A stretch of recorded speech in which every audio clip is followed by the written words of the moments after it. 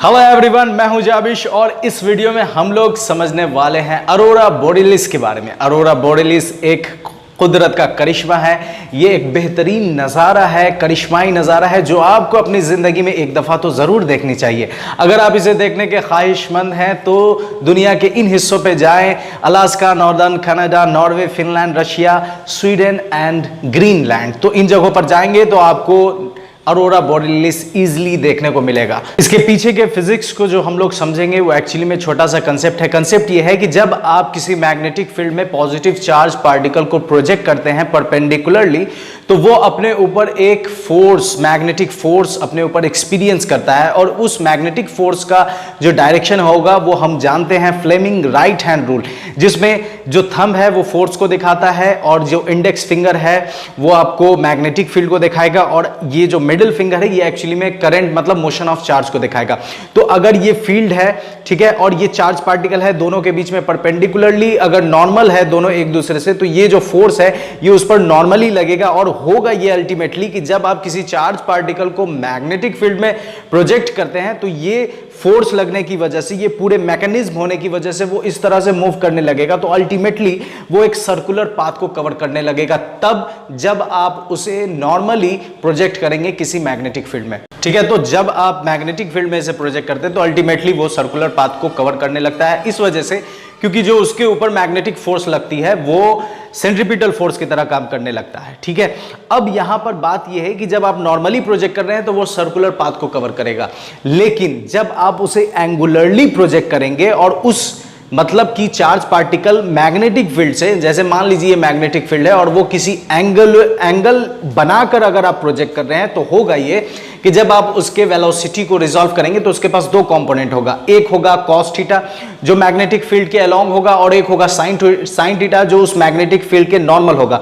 तो जो normal component होगा उसकी वजह से वो सर्कुलर पाथ को कवर करेगा और जो पैरेलल कंपोनेंट होगा उसकी वजह से वो आगे भी बढ़ेगा। तो अल्टीमेटली होगा ये कि वो चार्ज पार्टिकल हेलिकल मोशन मतलब हेलिकल पाथ को मतलब वो सर्कुलर पाथ को भी कवर करता जाएगा और फिर वो अपने डायरेक्शन में आगे भी बढ़ता चला जाएगा। तो अल्टीमेटली वो हेलिकल मोशन को कवर करने लगेगा, हेलिकल पाथ को कवर करने लगेगा। तो इतने में हम लोगों ने ये समझा कि जब आप किसी चार्ज पार्टिकल को मैग्नेटिक फील्ड में एंगुलरली प्रोजेक्ट करेंगे तो उसका जो मोशन होगा वो हेलिकल मोशन होगा, वो हेलिकल पाथ को कवर करेगा। अरोरा बोरियलिस की शुरुआत एक स्टार से होती है जो हमारे सोलर सिस्टम का सेंटर है और जिसका नाम है द सन।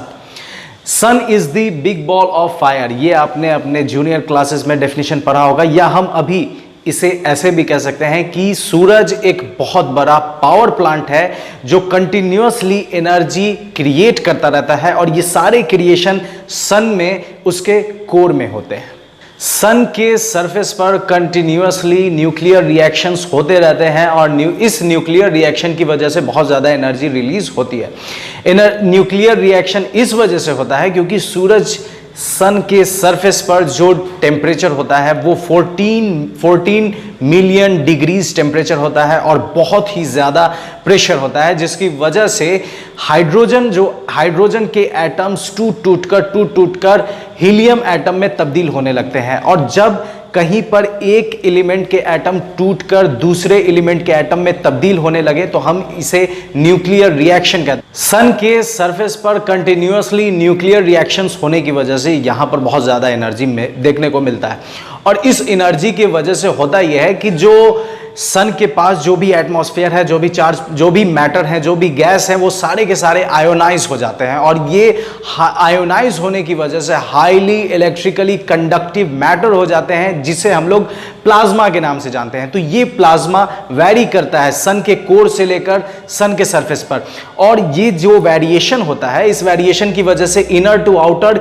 ये चार्ज पार्टिकल मूव करते हैं जिसकी वजह से इलेक्ट्रिक करंट फॉर्म होता है और इलेक्ट्रिक करंट की वजह से जहां भी इलेक्ट्रिक करंट होगी वहां पर आप मैग्नेटिक इफेक्ट, मैग्नेटिक फील्ड देखने को मिलेगा। तो एक्चुअली में सन पर ये न्यूक्लियर रिएक्शन इलेक्ट्रिक करंट भी पैदा कर रहा है और ये न्यूक्लियर रिएक्शन मैग्नेटिक फील्ड भी पैदा कर रहा है। तो यहां पर चार्ज पार्टिकल भी बहुत ज्यादा है। तो एक्चुअली होता यह है कि ये जो प्लाज्मा है, ये जो इलेक्ट्रिक करंट है, ये जो मैग्नेटिक फील्ड है, ये इनर टू आउटर वेरिएशन की वजह से बाहर की तरफ निकलते जाते हैं और फिर सडन वेरिएशन की वजह से ये ब्रेक हो जाते हैं, और ब्रेक होने की वजह से ये जो प्लाज्मा है जो कि बिलियन ऑफ टन्स की मात्रा में होते हैं, ये सारे के सारे इस प्रेशर वेरिएशन और एनर्जी वेरिएशन की वजह से सूरज की सतह से बाहर फेंका जाते हैं, ठीक है, बाहर थ्रो किए जाते हैं बहुत ही ज़्यादा फोर्स से। और ये जो प्लाज्मा है बिलियंस ऑफ टन्स का जो सूरज के सरफेस से बाहर की तरफ फेंका गया है बहुत ही काफ़ी ज़्यादा फोर्स की वजह से,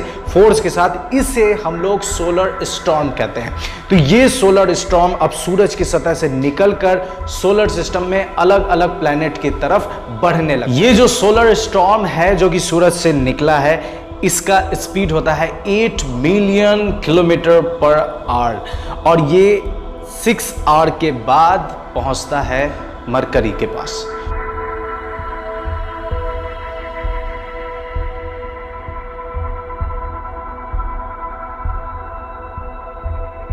और फिर आफ्टर 12 आवर्स ये पास करता है वेनस को।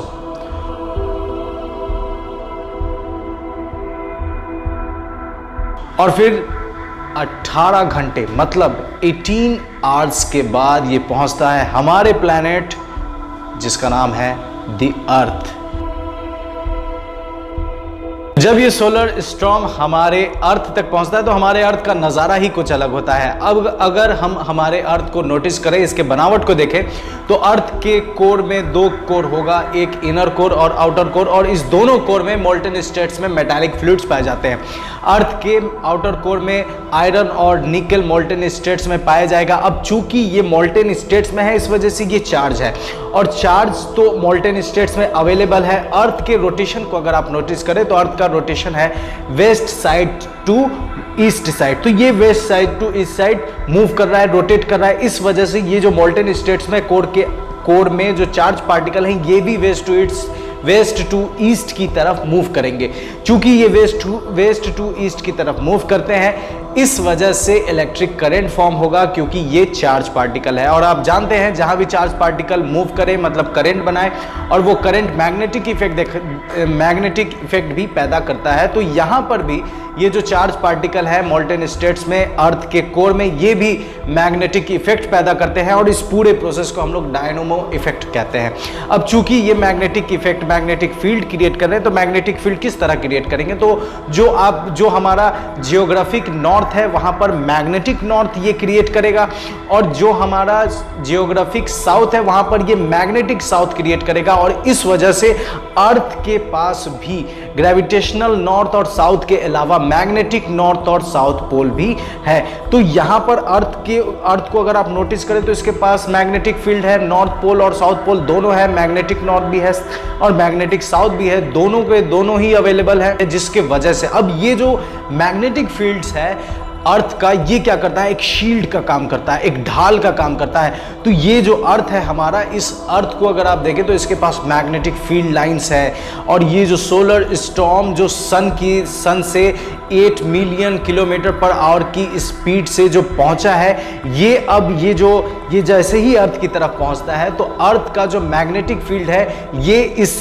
स्टॉर्म से बचाव का काम करता है। और बचाव में होता यह है कि ये बहुत सारे को दूसरे तरफ डिफ्लेक्ट कर देता है, और कुछ इस सोलर स्टॉर्म में जो प्लाज्मा है, जो चार्ज पार्टिकल है, ये इस मैग्नेटिक फील्ड में अपनी तरफ ट्रैप कर लेता है। और चूंकि ये ट्रैप कर लेता है, तो स्टार्टिंग में मैंने आपसे ये बताया था कि चार्ज पार्टिकल जब भी मैग्नेटिक फील्ड में इंटर करेंगे किसी एंगल पर, तो वो हेलिकल मोशन को परफॉर्म करेंगे। तो यहाँ पर भी यही हो रहा है। ये जो सोलर स्टॉर्म में जो प्लाज्मा है, ये जो चार्ज पार्टिकल हैं, ये आए और अर्थ के मैग्नेटिक फील्ड में एंगुलरली इंटर करते हैं, जिसके वजह से ये हेलिकल मोशन को परफॉर्म करते हैं और वो ट्रैप हो जाते हैं उस नॉर्थ पोल और साउथ पोल के बीच में।